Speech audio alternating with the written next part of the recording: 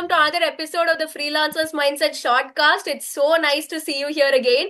And we have a very special guest with us today from a field that you will not be expecting. Say hello to Sangeetha. She is the founder of Anjas Haute Couture, which is a designing unit where she makes a lot of clothes. And she's also helping run a restaurant business, which was started by her grandfather. At the same time, she has just launched a book of her own, which is all about dream theory, and she's getting into the world of pranic healing now. And just tell me, Sangeetha, like, welcome to the podcast. It's so good to have you here. Hi, Meenakshi. I'm so happy to be a part of your podcast. You have helped me through a lot of things Oh, in the process of this dream theory. And yes, it does mean a lot to me. So the journey, I would like to just share a few words about the oh yes, journey. please. Do tell us about your journey, getting into your solo venture, everything. Yes. So, okay, my journey started at the age of 24. Okay. Okay, so I had this business, like I had some family issues, and then I had to change my mindset as such, to the business field. I wanted something creative, no, not as such like keeping the book and reading stuffs. No, I was not a person basically. So I wanted something creative, something practical as such, not theoretical. So Hmm. basically, so that kept myself distracted from various unwanted thoughts, Thoughts. you know. Yeah. Later on, I started to, help my grandpa's business. Hmm. We own a restaurant, and I thought of, upgrading those small stuffs Okay. again to the next level. So that also happened. So after that, in between, you know what happened? I was so guided to write a book. I knew I had to write a book at the age of 21 itself, but somehow I didn't have the proper line I mean, where to take it from, or my mindset was so busy with in a lot of other things as such. Then, all of a sudden, it was just a overnight process. I was so guided to write that book, and all I did was went into the meditation and just wrote the book. That's it. Hmm. So there are a lot of other things that I am planning in the near future. Okay. Apart from the book, apart from my my clothing line, apart from the restaurant, there are a lot of other things that I am planning for the humanity as such. Okay. Um, so I think that is cut short to till Right. I mean, so far the journey is done. Yeah. Awesome. So, what I'm understanding from this is you never really went to the corporate side. You just directly started in the world of entrepreneurship, or you were in a 9 to 5 and then you moved to a solo venture. No. I am definitely not a 9 to 5 person at all. I Okay. cannot handle any 9 to 5. Even my Okay. kids' school typings, I cannot handle 9 to 5. Oh, right. Okay. So it's like that. I think it is just, I am not that type at all. Okay. I Hmm. just want to work in my timings, and I Right. would love to work 24/7 also. It is Oh. just not the 9 to 7. I would really love to work 24/7. Hmm. I cannot restrict myself to that For time sure. frame. Yeah. For sure. But speaking of which, I learned all of my skill sets only from my full-time job, like how to price my services, what the value in the market is, how my manager is speaking to other people. I learned all of those skills only there, and I built my self-confidence also there. And then only I came into freelancing. But you didn't even have that background. So how did you learn everything from scratch on your own? My full family was completely into business. Hmm. So I have inherently I have seen them talk about 1,000 problems, giving them 1,000 solutions for it, and it repeats every single day. Hmm. So all that I was, I mean, all that I saw, I didn't. I mean, I had to do it in person. I had to be on the ground, and I Right. had to do it. So, though that was the theoretical knowledge that I got from them, when I started, definitely it was very hard. Initially it was very hard, but later on, I think the aspect of talking to a client, or putting them across, standing in your own foot, that okay, okay, this is my pricing, and this is it, the worth of my Yeah. product, so that really meant a lot to me. I had to put my foot down and then tell them, this is it, if you want, you get. And Mm-hmm. people who were able to see the worth in the product, they were really able to buy it and be happy about it as well. I have Mm-hmm. I'm a very successful, a business person, running the business for almost 9 years now. Wow. Okay, so I think you have to be very sure about your product. You have to be very, know the worth of yourself, your product, and what you are giving to the client on a very Community. ethical basis, on a very Yeah. business ethical basis. Mm-hmm. So, in your heart, we know, okay, this product is ethically sold this way, absolutely Right. okay. Mm-hmm. So those hardships alone, I had to go through all by myself. Yes, on the fashion industry, I had did a few degrees. I had to keep on upgrading myself, because this fashion industry has certain trends as such. I Yeah. think I would rather say any industry have lot of trend changes, Yeah. and we'll have to keep on upgrading ourselves. So being in two different industry, being in the restaurant industry and being in a fashion industry is all it is all about adopting to the trends as such. So I kept on learning both the ways. So Okay.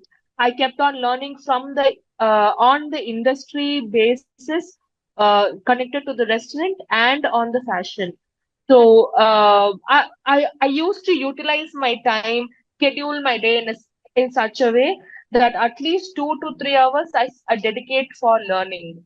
Mm-hmm. Every single day has been a learning to me, and applying that the next day practically, or on the flow process, everything happens on the ground. Right. Again, it's a learning. Mm-hmm. So there is no pride or things as such that I know everything. I'm going to Right. just There's no take the ego back there. seat. Right. Yes, that I think that is one of the biggest lesson that I had learned. Mm-hmm. From my grandpa, from my dad, from my uncles, or anyone in the industry line. I had learned that from them. They have no ego. They just keep learning, keep upgrading themselves. That is one of the main thing in in a business aspect as such. Right. So, speaking of Okay. this restaurant business and the fashion industry, how did you learn how Mm. to manage people? Because both of these you can't do on your own entirely. Even in your fashion business, I think you need multiple tailors, you need people to ship the thing to people. And even in the restaurant business, you need to manage a whole team of people. Whereas freelancers like me who are in the service side, we are just independently on our own. So, how did you learn how to manage that team? And also, when it comes to product side, you have to source all these resources, you need to have the materials for making the clothing, you need to market your services to people, you need to package the product properly, and you need to ship it to people correctly. There are so many steps involved. So how did you get accustomed to all that, and also people management? Okay. So here, I think I was very fortunate enough to have a very good team. Number one, Mm-hmm. and that depends upon how we treat them as such. Right. So say if our team need to have a skill set, right? So that skill set really matters for a team as such. In case, if two or three people from your team, or a bunch of people from your team doesn't have that skill set, we will make sure, or I will rather make sure that they have that skill set in the next 3 months from the date of join. And from there, I will make them understand, okay, this is my process of business, this is my taste or my creative line. Okay, coming to the this fashion industry, I will make sure certain forms of designs, or certain parameters in the designs only I like. Okay. So how I used to give is whatever I am able to wear, I will be giving it to my clients. So once I like the design, then it goes to the client, right? Mm-hmm. So I will make my team understand. Okay, this is what madam needs. Okay, so so this is what she likes. So this she doesn't likes now. So that Okay. way, I will make them understand. No, this is the trend for now. I mean, this is not the trend for now. We are shifting into certain things that has to happen. So for the first one or two pieces, I'm into completely customizations. So so the first one or two pieces I used to be with them, get the design done, and then move to next. So the next pieces for the next 3 months at least, the same designs with a lot of intricate changes might happen, and they will keep on following the same base design as such. Okay. So this is on the clothing line. On the restaurant field, yes, that is a huge thing that needs to be handled. In the restaurant field, we need to take certain decision on that point, like on the day, Yeah. on that minute, we'll have to take Yeah. it. I mean, that is not like the other clothing line where I can call my client and tell, ma'am, will you be able to fix this appointment this time? Or no. So here we are investing earlier, and then I mean, and then we will be selling it out. So there, any small changes in taste, or today biryani comes amazingly, tomorrow it just gets spoiled, or Right. one pinch salt gets added. It's totally a waste. So Yeah. we'll have to make sure, I make sure we give the team the orientation towards brand. Okay. See, Mm-hmm. you are working in such a brand, so you have to follow certain rules and regulations here. You Mm-hmm. cannot play around, you cannot fool around. Certain very strict rules has to be followed there. So Mm-hmm. people, though it is a very boring job Right. internally, internally Yeah. I'm telling, my staff, they'll have to wake up by morning 3 o'clock every day. Oh, okay. Yeah, and I mean, from there my day starts. Okay, Your day also from three starts from o'clock. 3 a.m. No, my day starts around 4 5 a.m. But my staffs, they'll have to pre-prep as such. To at the kitchen, they'll have to pre-prep certain items for the master to come and cook. So that pre-prep starts from 3 a.m., right? Wow, So okay. yeah, so that they'll have to make sure this is the procedure. It's a very boring job for them. It is not Hmm. all colorful. No, You should be the very one thing dedicated to wake up every day and do it. yeah, they should be my staffs, the team, should be very full of heart. They should enjoy Yeah, cooking, exactly. and yeah, and then that work starts, right? We used to motivate every single person at the main kitchen, at the restaurant, that okay, every day is a new day. So every day we are starting a new business. It is Mm-hmm. something like that to us. Mm-hmm. Yeah, nothing can be see there are nothing can be taken over for the next day. Yeah. Everything is perishable as such, right? Mm-hmm. So every single day is doing a it's like doing a new brand as such. Yeah, and one point you said which really stood out to me was how for your clothing business you make yourself your customer. Like if you will wear this, then you will allow it to go to the other customers as well. So Yes, it's nice that yes, you have personalized it to yourself. Like if I enjoy wearing this, if I would wear this outside, then my audience would yes, also wear the same. So that's a good mindset to have. Um, yes, yes, so yes. tell when we are talking about balance, more than this professional balance of your different careers, there is a personal balance as well. Especially for you as a woman, you're a mother of two children, and you have a family Yeah. to take care of, and you're balancing these multiple things, and also your book launch going on right now.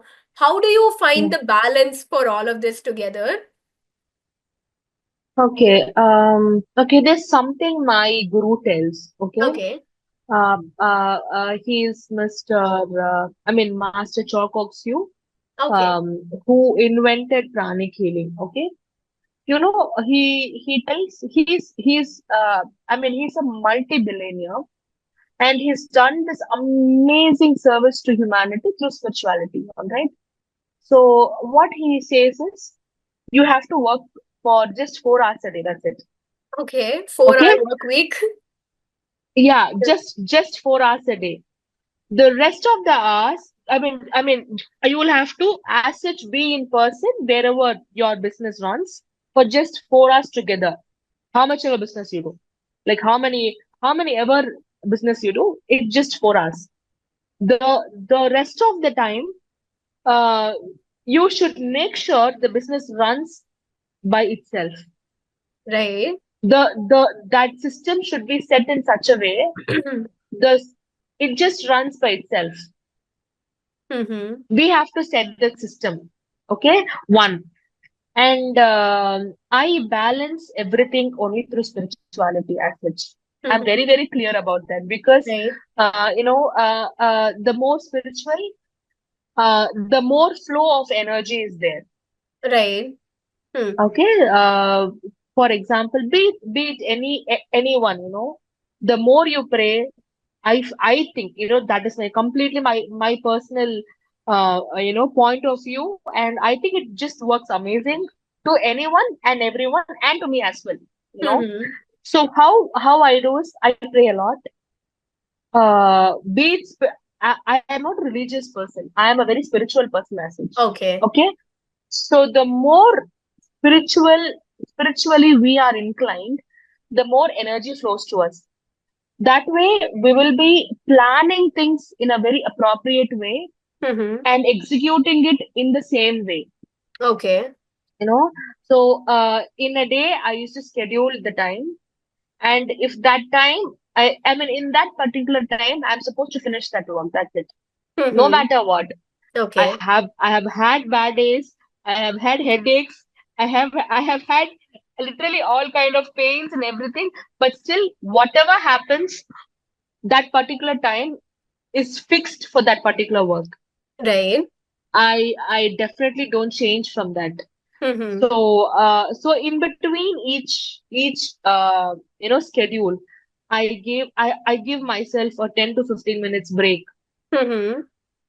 That 15 minutes is, I go jump, I go laugh, I go sing, I drink water, Right. I cuddle with my the kids, Children.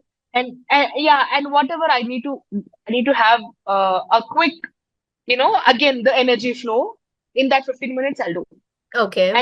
And the next 45 minutes to 40 minutes, it is dedicated to that work specially. Oh, this is, I think, called the Pomodoro technique or something, right? 45 minutes of working, 15 minutes of break. It has some terminology like that. Yeah, Okay. it's I'm called I'm really I'm Pomodoro. really not sure about that, but that is how my master had guided us, and I Right. think that I am following it. And Mm-hmm. one more thing is, I used to prioritize things. Okay. Okay, say for example, I have 4 or 5 clients today, and I need to understand. Okay, this week, this is the first priority, second priority, third priority. Again, from the restaurant side, say if I have any meetings to be attended or any reports to be seen, I'll put the priorities first. Okay, this is priority number one, priority number two, priority number three. So according to the priorities, I keep shifting. So say for example, within that 45 minutes, I am able to finish that priorities. I will not dump myself more. Okay. I'll make sure, okay, that is done. Let me do another spiritual work. Okay. Say Hmm. the extra meditation or the extra journaling point or Hmm. the extra thing that I can analyze about myself, Right. or bring certain things to awareness, Mm-hmm. certain negative qualities of mine to awareness. Mm-hmm. I'll work on that, and I think that is just sorted. So Okay. I keep a lot of alarms basically. Okay. I keep a lot of Right. alarms. So even to my kids, this might sound very, very bad to a lot of mothers out there, Mm-hmm. but I think my parenting style is absolutely okay with this. So I'll keep, okay, 7 to 9, talk to kids. Okay. So that 2 hours, I will make sure I will run through the entire day with my kids. Like I Okay. will share all of my experiences with my kids at All the right. at the unit or at the restaurant, and they will share whatever the classes they have attended for that particular day to me. Mm-hmm. And my son asks me, so how many clients have did you get today? Wow. How Okay, old is your son, if so you don't mind? he's he's I mean he's now 8 years old. He used to ask Okay. this. Okay. Yeah. If I tell certain numbers, oh, only that much. Why? Why didn't more people come? So where are you doing? What mistake are you doing? Uh, all this intricate details he will ask me. Mm-hmm. And same thing, those intricate details I will also ask them, and that is absolutely enough for the day. Like that 2 hours dedicating completely without any distraction for the kids. Mm-hmm.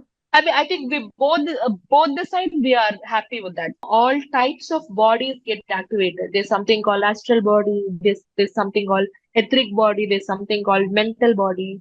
No, Mm-hmm. various forms of body, various levels of body before this physical body, right? Right. So I'll make sure we both construct, both me and my kids. We construct the day in such a way where all of our bodies get activated in that day, particular day. Okay.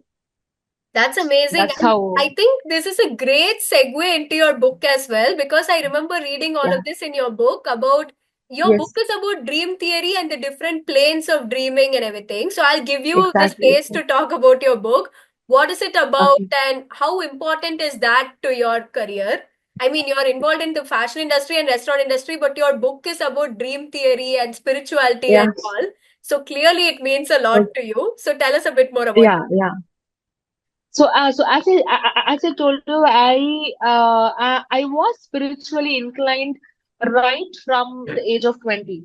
Okay. Okay, so right from my son was in my I mean during his pregnancy days, so right from those days I was spiritually inclined, and there was a calling as such. So from there, I think each and every step that I do is clearly intuitive.